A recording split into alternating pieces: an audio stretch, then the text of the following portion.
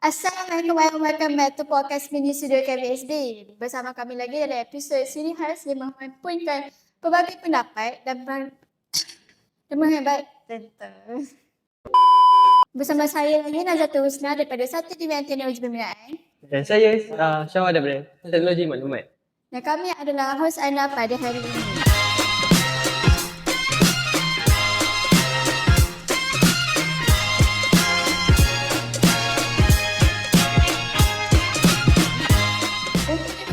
Siapa yang kita bertemu buat Syawal?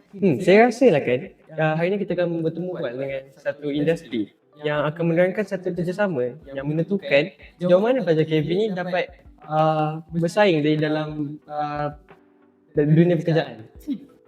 Bersama kami hari ini ialah pihak industri yang akan berkongsi sedikit pandangan atau peranan dalam bagi pihak industri untuk membentuk dan membimbing pelajar TVET. Dengan sendirinya dipersilakan. Saya Syawal dan ni Husna, host TC pada hari ini. Okay. Saya nak tanya tentang belakang TC Azizul dan TC Yunus. Boleh TC terangkan? Okay. Terima kasih. Dia nak panggil adik ke apa? Boleh panggil adik. Panggil adik lah. Walaupun mereka anak-anak. Boleh. Okay. Saya TC Azizul bin Adam. Sekali terima kasih lah sebab boleh duduk bersama dalam podcast ni. Saya kalau ikutkan bahagian saya dan kelebihan saya dalam bidang kemahiran adalah dalam bidang otomotif lah. Otomotif, saya dulu belajar di Institut Kemahiran Manaf, Melaka, Yasin pada tahun 2000. Kemudiannya pengalaman dalam bidang otomotif ni lebih kurang dah 25 tahun lah. Termasuk dalam perniagaan dalam bidang otomotif lebih kurang dah 15 tahun. So bahagian-bahagian yang kita buat antaranya kita memang ada workshop. Kita memang ada workshop sendiri. Kita ada rangkaian workshop yang ada 3 lah. Setakat ni ada 3. Kemudiannya kita akan terus berkembang lah. Itu je lah. Universiti lah. Tak ada banyak kan. Okay, saya intro sikit. Pasal kenal saya DC Muhammad Yunus. Bekerja dengan Azizul lebih kurang 2012 dalam 12 ke 13 tahun macam tu. Lama.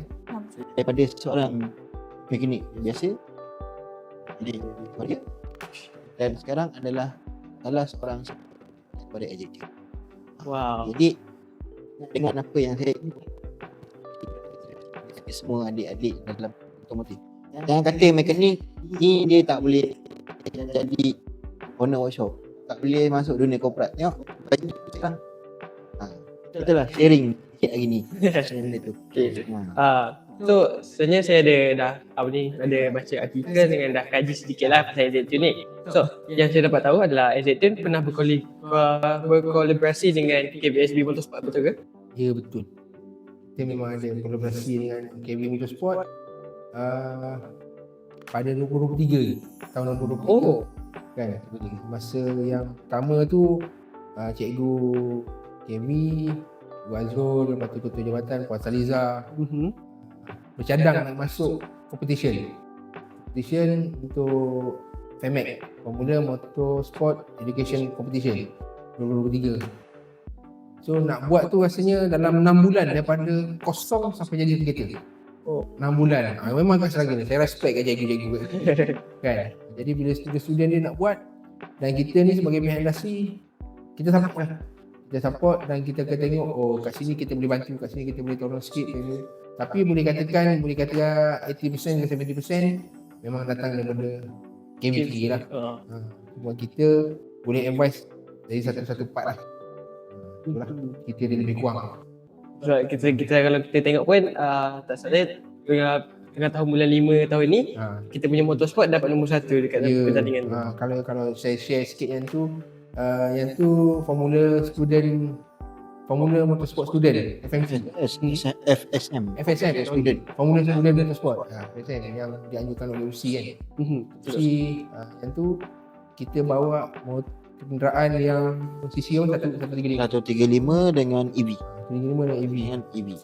Macam kita cakap lah, kalau mesin tu power sekalipun, tapi kalau tim yang ada tak cukup dan driver tu tak cukup, orang panggil apa, tak cukup kental, tak cukup kering, tak melanggar. Betul. Tapi semua berperanan. PIBG pun berperanan untuk masa tu. Betul. Ah, Nampak. Jadi kita ni satu team. Sebab tu kena kerja dalam team. Dia tak boleh satu orang. Berjaya. Orang. Betul tu. Ya, kalau nak berjaya satu, kita tak kisah dah bidang apa-apa pun, kalau satu bekerjasama ada juga hasil je. Betul. Betul. Persi tanya sikit soalan. Boleh. Kita tahu kan KBSB dengan institut dah berlama berkooperasi kan. Boleh kita tahu macam mana jalan cerita atau kisah dia sebagainya. Okay. Boleh berlaku kooperasi.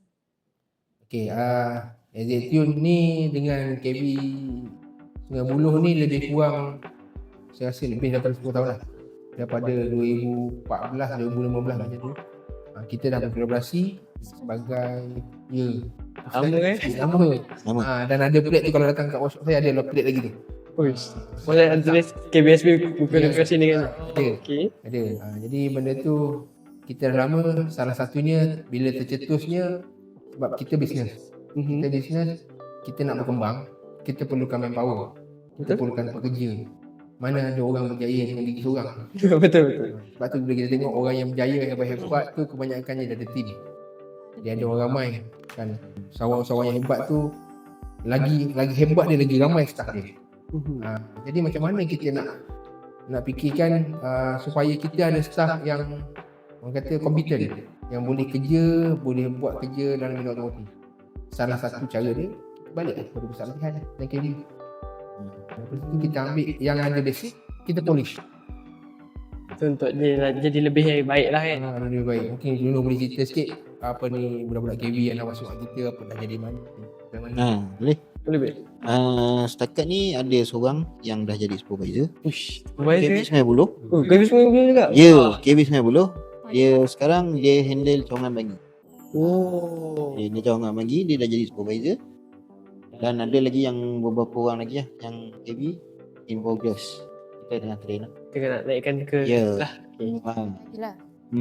Kita akan channelkan dia sampai satu masa dia boleh jadi director. Tengah group lah ni. Kita tengah group. Kita ajar dia Tengah semua. group. Okay. So soalan keduanya adalah bagaimana pihak industri melihat kemampuan pelajar KB ni boleh dijadikan sebagai tenaga kerja dalam bidang industri. Okay. Kemampuan KB dalam macam bidang industri. Ya. Dia punya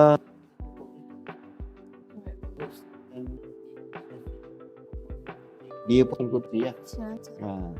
Ya, biasanya semua. Dia biasanya Dia selalu kat workshop kan dia baca mana.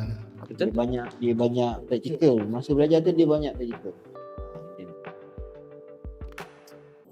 So maksudnya kita dapat tahu macam pelajar KB ni senang lah nak masuk dalam bidang industri. Ya, keboleh pasaran ni tu mudah. Ramai yang berebut dengan KB ni. Keboleh pasaran dia memang tinggi lah. Pernah tak ada FB yang Zetune pernah dinilai oleh airport? Boleh ceritakan sedikit kriteria atau apa benda yang dinilai oleh Okay, MBOT ni kalau ikutkan satu badan untuk mengiktiraf keupayaan ataupun juruteknik. Sebab tu dia ditubuhkan pada 2019 dengan akta tertentu di Parlimen. So dia jadi satu badan yang boleh mengiktiraf juruteknik dan teknologis. Okay. Kita ni sebagai mekanik ni kita adalah juruteknik. Kita juruteknik, jadi kita nak jadi badan, kita nak jadi orang yang profesional dalam juruteknik ni, kita kena bersama MBOT lah. Jadi bila kita bersama dengan MBOT tu, kelayakan dia kena pastikan kita berada dalam bidang macam kami, contoh kami dalam bidang otomotif, kena pastikan kami dalam bidang otomotif sekurang-kurangnya 3 tahun. Sekurang-kurangnya 3 tahun. Dan dari segi kelayakan SKM tahap 3 ni. Ya. SKM tahap 3. SKM tahap 3. Dia adalah cara-cara dia, kita apply dan kita bagi report sikit, kita lakukan interview, barulah melayakan kita jadi qualified technician lah. Permulaan dia jadi qualified technician. Jadi teknik yang berkelayakan. Dia sebenarnya dia qualified technician tu selepas kita habis belajar je kita dah boleh register. Kita dah boleh register. Maksudnya umur muda, masih muda pun dah boleh register dah? Selepas kita dapat dan bila kita 3 tahun barulah kita boleh. Jadi teknik berkelayakan.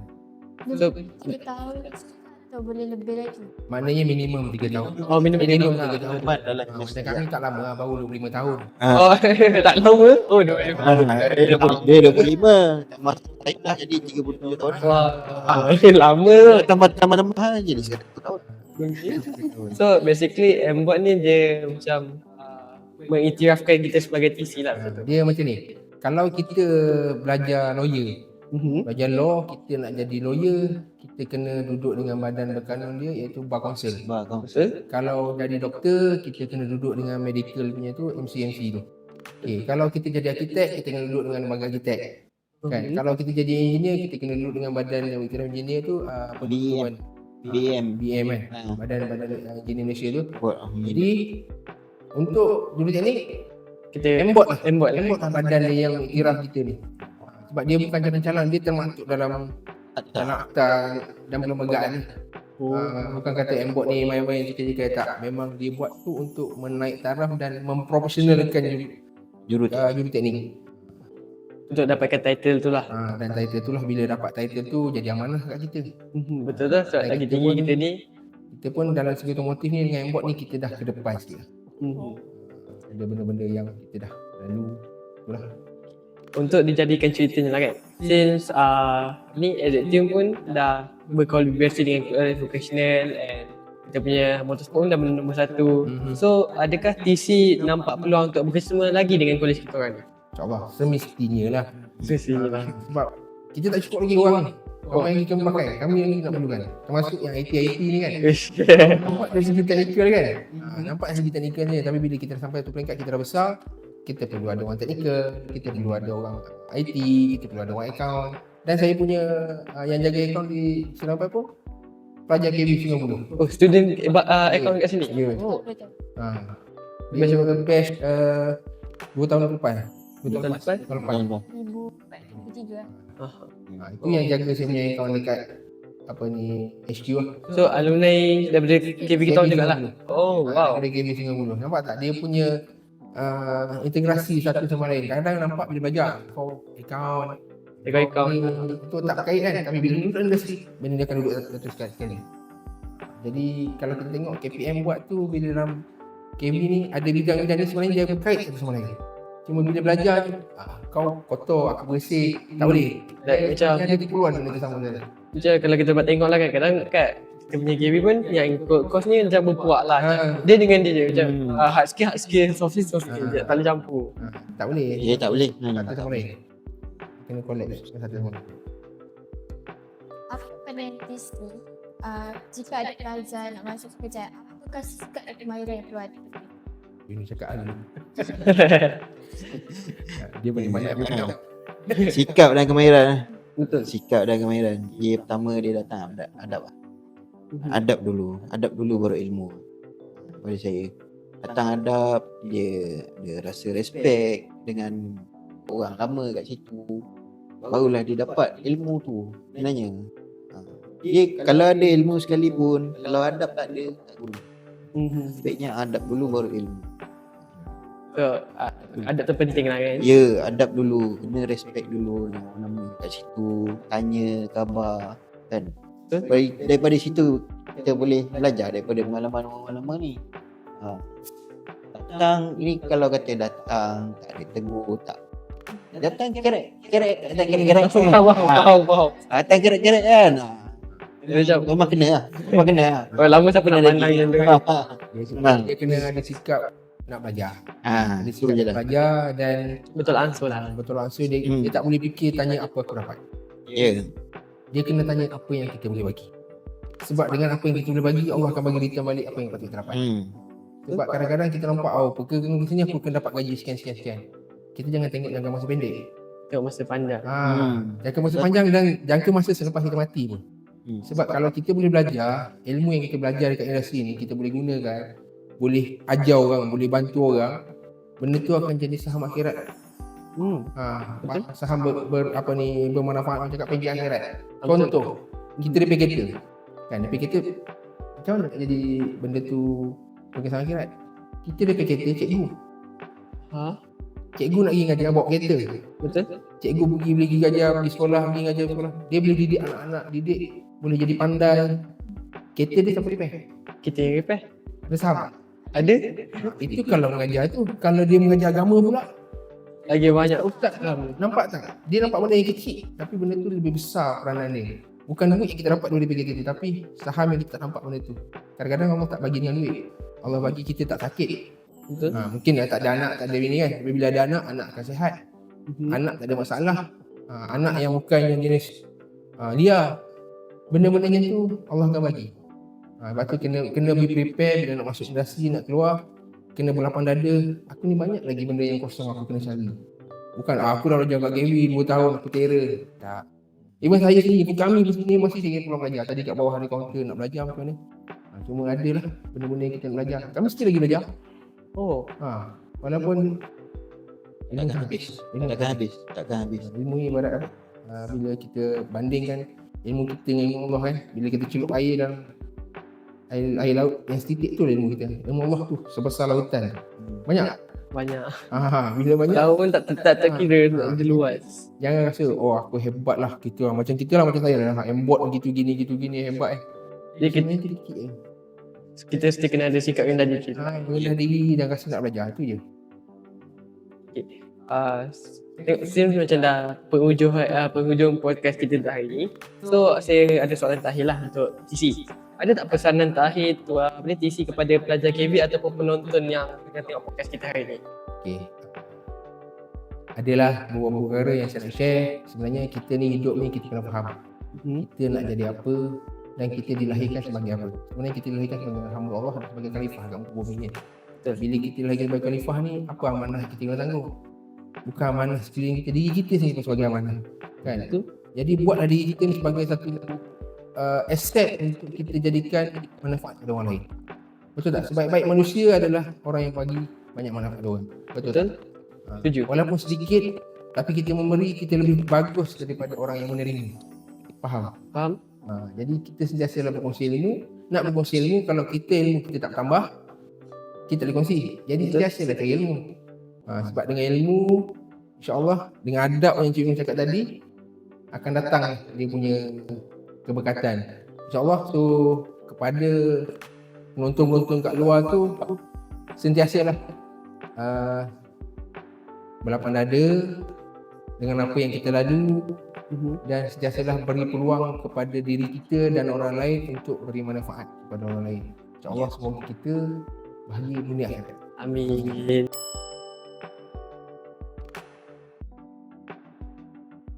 Saya difahamkan bahawa TC dapat anugerah Juruteknik Negara 2025 daripada MWAT, betul ke? Alhamdulillah. Saya telah dinobatkan jadi Juruteknik Negara oleh MBOT pada tahun ni 2025. Yang mana dalam MBOT ni ada 24 bidang ni. Ya, 24 bidang. Yang mana ahli berdaftarnya 100,000 lebih. 100,000 lebih. Dan kita pun sebenarnya tidak menyangka lah benda tu berlaku. Tapi mungkin bagi amanah kat saya untuk menjalankan tanggungjawab. Dan MBOT pun nilai kita dengan apa yang kita buat dan apa yang bakal kita buat.